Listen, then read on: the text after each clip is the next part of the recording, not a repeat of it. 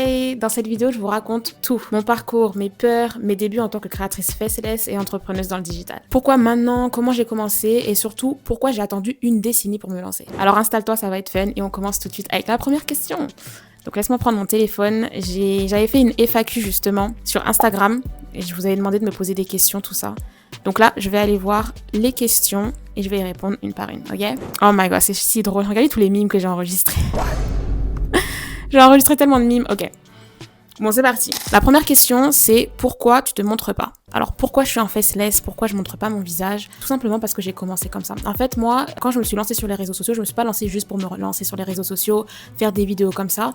Je voulais me lancer sur les réseaux sociaux pour développer mon business. Donc, pour un but professionnel, finalement. Et donc, ce que je voulais faire, c'est promouvoir mon produit. Alors, attendez, j'ai plus de batterie sur mon ordi. Et en fait, comment j'ai commencé tout ça, c'est que je scrollais sur les réseaux sociaux et je suis tombée sur une femme qui vivait de son business grâce aux réseaux sociaux. Voilà, donc c'est comme ça que je me suis lancée. Et quand j'ai su que je pouvais le faire en faceless, j'ai pas attendu, je me suis lancée directement alors que je travaillais encore. Et après, j'ai continué. Je me suis pas montrée parce que justement, j'accompagne d'autres femmes à faire la même chose, à se lancer sur les réseaux sociaux, à lancer leur business grâce aux réseaux sociaux sans forcément montrer leur visage.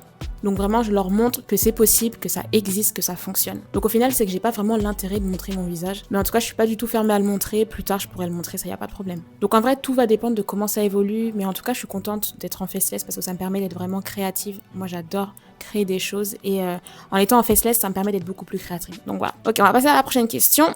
Tu faisais quoi avant? Alors, qu'est-ce que je faisais avant? Je pense que ta question, c'était pour me demander ce que je faisais avant de me lancer sur les réseaux sociaux, avant de me lancer dans l'entrepreneuriat et plus précisément dans le digital. Avant ça, j'étais dans le marketing. Je travaillais en entreprise, j'étais en CDD. Et voilà, j'étais salariée, je travaillais, je faisais mon 7h, 17h, combien? Non, pas du tout. Je faisais mon 8h, 17h, voilà, je faisais mon 8h, 17h, plutôt mon 9h, 17h. Tous les jours et voilà, je travaillais en entreprise. Ok, on va passer à la question suivante.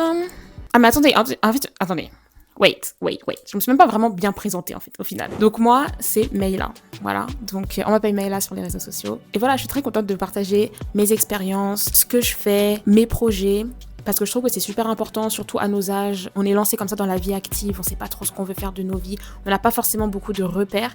Donc je trouve que c'est super important de pouvoir voir ça sur les réseaux sociaux. On est beaucoup, notre génération, sur les réseaux sociaux. Et je trouve que c'est important de montrer ce qu'on peut faire, nos possibilités, jusqu'à où on peut aller. Donc c'est pour ça que j'ai lancé cette chaîne. C'est pour ça que je me suis lancée sur les réseaux sociaux. C'est pour montrer justement qu'on a beaucoup de choses à faire, qu'il suffit juste de prendre confiance, de se lancer, d'essayer, de tester, de tomber, de se relever. Donc voilà, en gros, pourquoi j'ai créé tout ça. Et sur cette chaîne, donc on parle évidemment de business, mais on va aussi parler de voyage. J'adore voyager. J'ai beaucoup voyagé dans ma vie et je vais continuer à voyager. Donc je vais vous partager mes voyages, comment je voyage, mais également on va parler du marketing parce que je suis dans le marketing et qu'il y a énormément de choses super intéressantes à dire dessus. Donc vous l'avez peut-être pas vu, mais j'ai fait une vidéo, donc ma toute première vidéo sur YouTube, sur cette chaîne-là, c'est un décryptage marketing. Donc clairement, je décrypte une réussite incroyable grâce au marketing. Donc si vous voulez la voir, la vidéo, elle est soit en description, soit le i. Est-ce que je vais réussir à mettre le i là? Je débute en fait, donc je débute sur YouTube. Est-ce que je vais réussir à mettre le i? En tout cas, si c'est là-bas, allez voir, sinon c'est sur ma chaîne, vraiment. Je vous invite à aller la regarder, elle est super intéressante. Donc voilà, il y aura des vidéos de décryptage marketing où on va comprendre comment des marques réussissent à vendre leurs produits, comment des marques réussissent à faire littéralement des prouesses avec un simple produit finalement. Voilà, donc ça c'était pour la petite intro. Je vais continuer les questions. Prochaine question, t'as déjà pleuré à cause de ton bise? Ok, ma foi, on rentre dans le vif du sujet. Pleurer... Franchement, je ne sais plus. Il y a eu des moments compliqués, ça c'est sûr.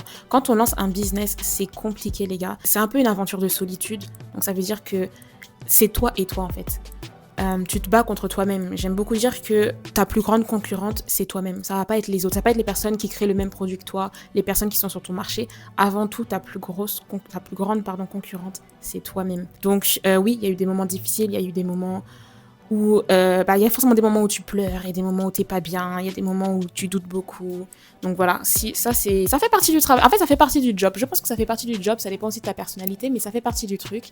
Et c'est normal. Faut aussi normaliser le fait que lancer un business, c'est pas en claquant des doigts, c'est pas comme ce que vous voyez. Vous pouvez faire 10 000 € en 2 jours. C'est possible, oui, vous pouvez faire 10 000 € en 2 jours, c'est totalement possible.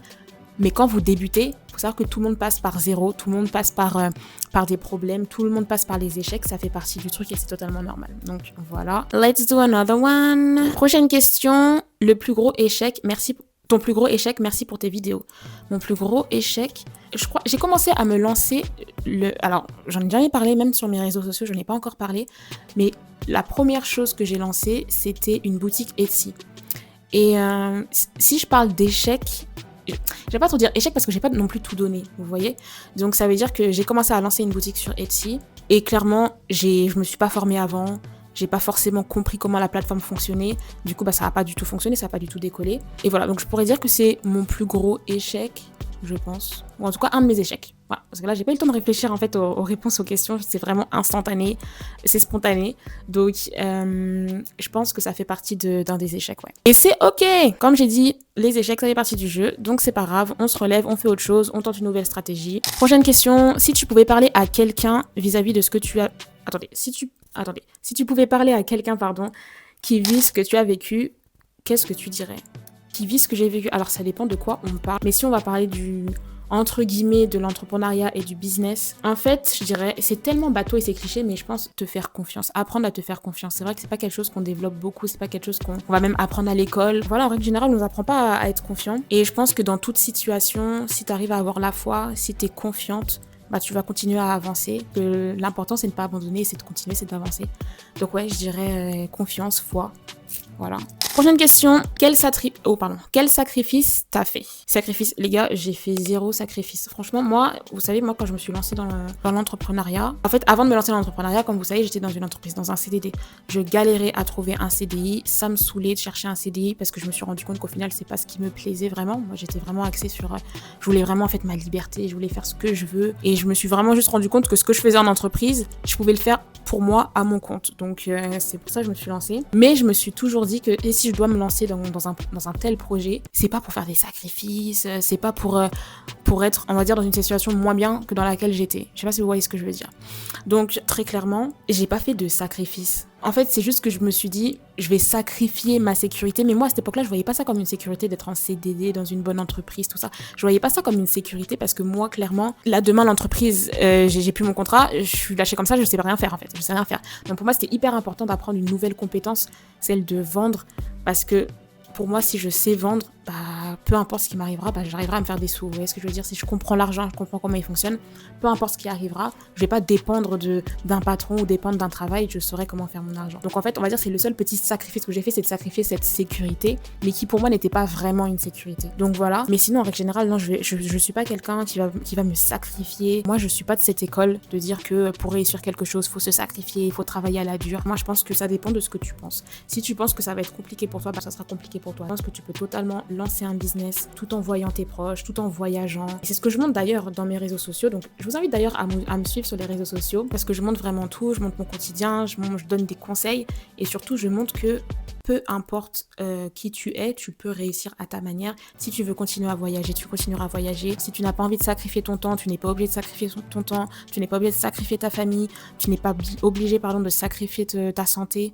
Tu peux totalement réussir sans tout sacrifier. Donc moi, c'est ce que je montre et c'est ce que je fais. Donc voilà. Comment tu gères les critiques? Comment je gère les critiques? Je pense que les critiques en général dans la vie de tous les jours, bon, je ne reçois pas des critiques tous les jours, mais en fait, je me dis juste que... En fait, je les gère pas, en fait. Je gère rien du tout, je gère pas. Si je me prends des critiques, je me prends des critiques. Mais je vais pas les prendre personnellement, en fait, parce que je vais me dire que dans tous les cas, c'est ma vie, c'est mes choix. Je suis un humain, je peux faire des erreurs, je peux me tromper et c'est ok. Donc, dans tous les cas, je vais pas prendre ça comme quelque chose de négatif. Mais je pense que les gens... Moi, c'est surtout genre... Pourquoi les gens ne gèrent pas le fait de faire des critiques, en fait? Gérez-vous. Ou sinon, moi, la plupart du temps, j'ai remarqué que les critiques, c'est pour beaucoup... un manque d'information. En fait, je m'explique. Pour beaucoup, il y en a qui vont me critiquer, par exemple, sur le fait que j'ai pris la décision j'ai pris le risque, on va dire, de me lancer dans l'entrepreneuriat. Et du coup, tu peux avoir des critiques par rapport à ça, mais moi, j'explique juste, en fait. J'explique juste que des personnes ne comprennent pas forcément sur l'entrepreneuriat, des personnes ne comprennent pas forcément sur le business en ligne. Il y a des personnes qui vont dire, ouais, mais le business en ligne, ça fonctionne pas. Franchement, dire ça en 2026, c'est démodé, c'est ne pas vivre dans ce monde. On le voit. On achète des choses tous les mois, tu vas acheter un truc sur Internet, que ça soit un service ou un produit, il y a quelque chose qui va arriver par ta boîte aux lettres. Enfin bref, vous voyez ce que je veux dire? Donc pour moi, souvent les critiques, c'est parce qu'il n'y a pas beaucoup d'informations ou alors c'est des fausses informations qui circulent et donc les personnes ne comprennent pas et vont critiquer. Donc ce que je fais avant tout pour gérer les critiques, on va dire, c'est que je vais expliquer, tout simplement. Je vais expliquer ce que je fais, je vais expliquer le pourquoi du comment. Et après, les gens, ils comprennent, ils ne comprennent pas. Mais voilà, on va dire que c'est comme ça que je gère. Ok. We're gonna go for the next one. Tes défauts. C'est quoi ces questions, les gars? Les questions, ok. Mes défauts.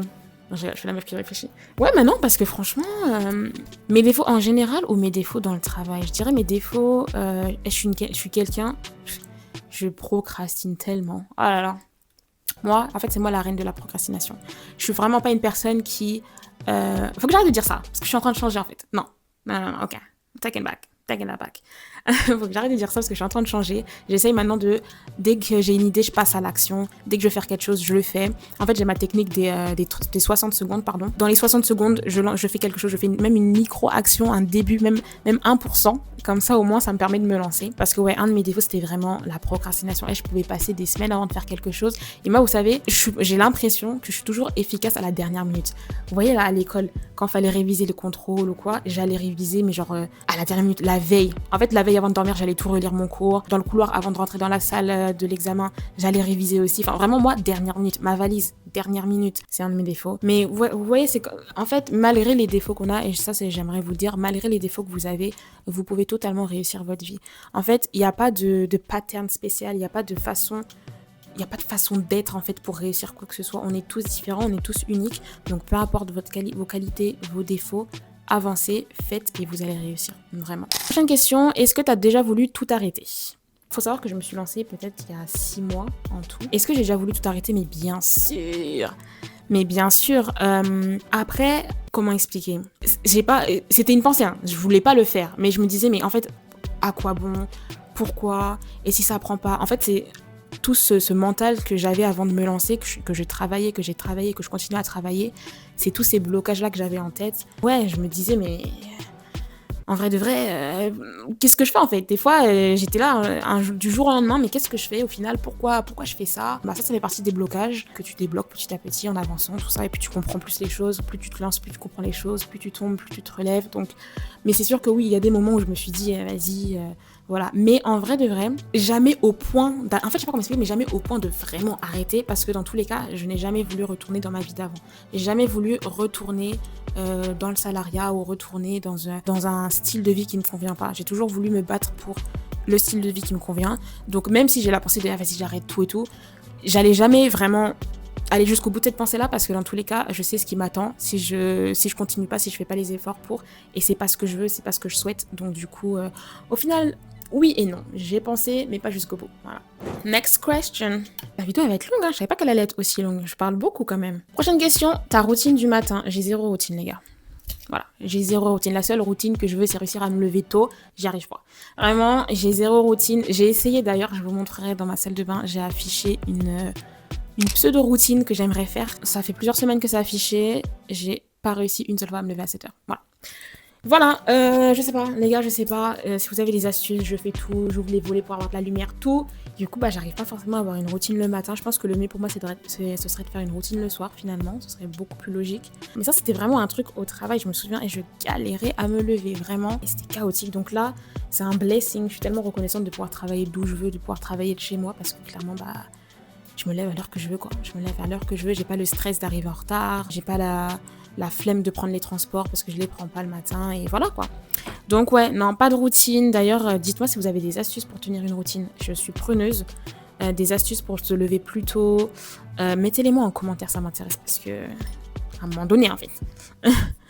Le moment le plus difficile de ton parcours. Je pense qu'en général, le moment le plus difficile quand tu te lances dans l'entrepreneuriat, quand tu lances de nouveaux projets, ou même quand tu fais quelque chose de nouveau, c'est les moments calmes. Vraiment les moments plats, je veux dire. Les moments plats où t'as pas de résultat. En fait, où tu vois pas de résultat, je pense que c'est les moments les plus compliqués. Plus que les échecs. Parce que moi, je me dis que si j'ai un échec, c'est un résultat quand même. C'est qu'il y a quelque chose qui s'est passé. C'est que j'ai trouvé une façon que ça fonctionne pas. Moi, je vois l'échec un peu comme ça. Donc, ça veut dire que quand j'ai un échec, je suis moins en down que quand tout est linéaire, quand il se passe rien. Parce qu'en fait, t'es dans le en fait, t'es dans le questionnement, t'es dans le doute, tu te dis mais pourquoi tu fais les bonnes actions, enfin t'as l'impression de faire les bonnes actions. Mais en fait, la clé c'est le temps. La clé c'est le temps et la patience, faut juste être patient. Mais c'est vrai que c'est les moments les plus compliqués et c'est très facile à dire. Là, je vous le dis comme ça, hein. Mais il y a toujours des moments où tu vas douter, où tu sens que bah c'est plat, ça avance pas, tu te demandes pourquoi, tu stresses un peu. Donc moi je pense que c'est les moments les plus compliqués, c'est surtout à ces moments-là, en plus c'est à ces moments-là là, que les gens ils vont te demander alors comment ça fonctionne, alors est-ce que ça se passe bien, ça, c'est à ces moments-là là. Mais quand c'est en up là, ça te demande pas, tu vois. Donc non, c'est vraiment, je pense que les moments les plus compliqués parce que comme je vous ai dit, c'est un peu toi et toi-même. C'est pour ça que c'est bien de s'entourer quand on débute dans l'entrepreneuriat parce que c'est un peu comme je le répète, une aventure de solitude.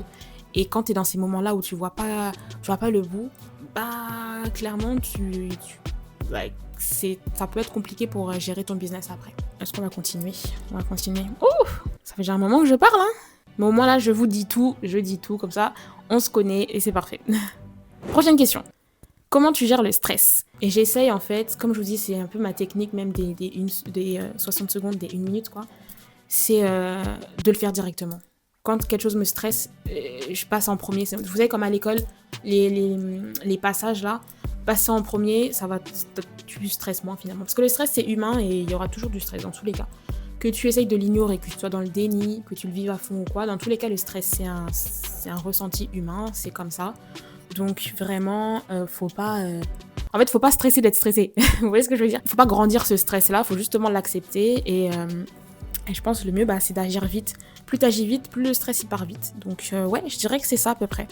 Prochaine question. Dans ma tête, je te dis oui, oui. Ta plus grande peur? Ma plus grande peur? Est-ce qu'on parle des insectes, des trucs comme ça là où je suis sérieuse? Ma plus grande... Qu'est-ce que c'est?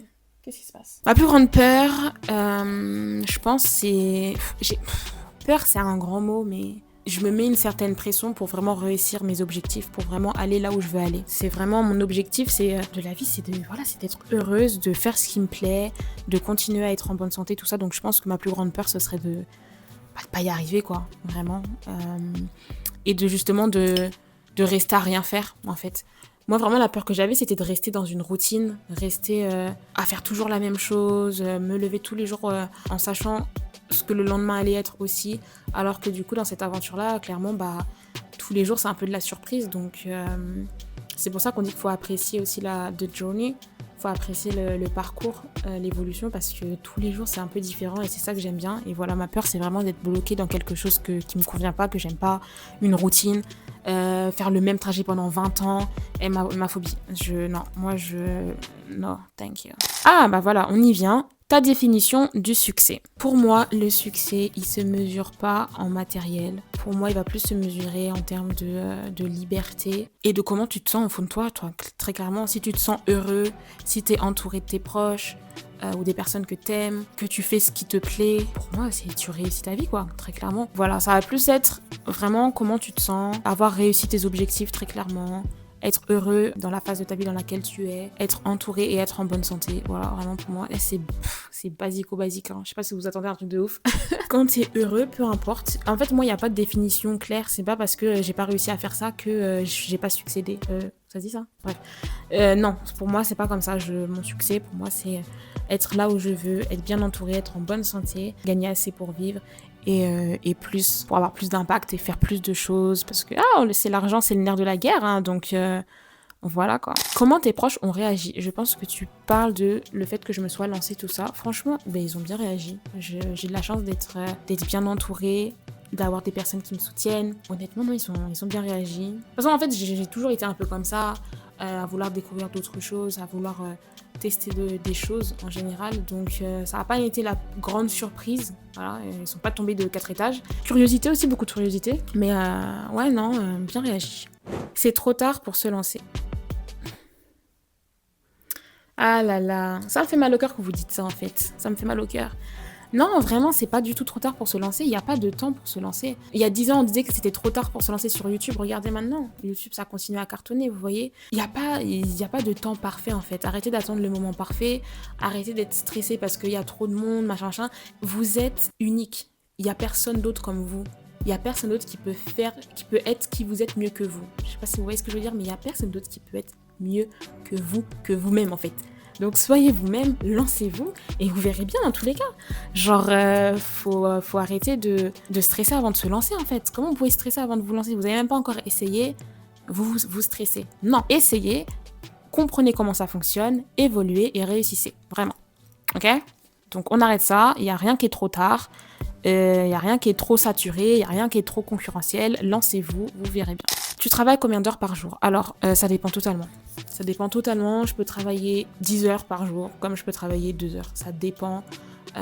Faut savoir quand même, le mot travailler, c'est gros pour moi parce que je trouve que ce que je fais, en fait, je crée tous les jours, je crée des choses et tout, donc j'ai vraiment juste l'impression de m'amuser. Et c'est pour ça que je vous le dis souvent, lancez-vous dans quelque chose qui vous plaît, quelque chose que vous aimez, quelque chose qui vous passionne. Vous verrez pas le temps passer et vous aurez pas l'impression de travailler, ok? En ce moment, on va dire, je suis plus sur un classique de 7 heures par jour, mais c'est pas 7 heures, je suis derrière mon bureau, non. Dans ces 7 heures, je peux être sur mon téléphone, je peux partir dans un café, je peux être dans mon lit parce que j'ai la flemme de bouger pour travailler. Faut savoir que c'est pas plus tu travailles, plus tu as tes résultats, mais c'est plus tu travailles intelligemment, plus tu as des résultats. Donc t'es pas obligé de travailler trop dur, quoi. Voilà, travaille ce que tu dois travailler, travaille intelligemment, ne te tue pas à la tâche, ne t'épuise pas, ça va aller.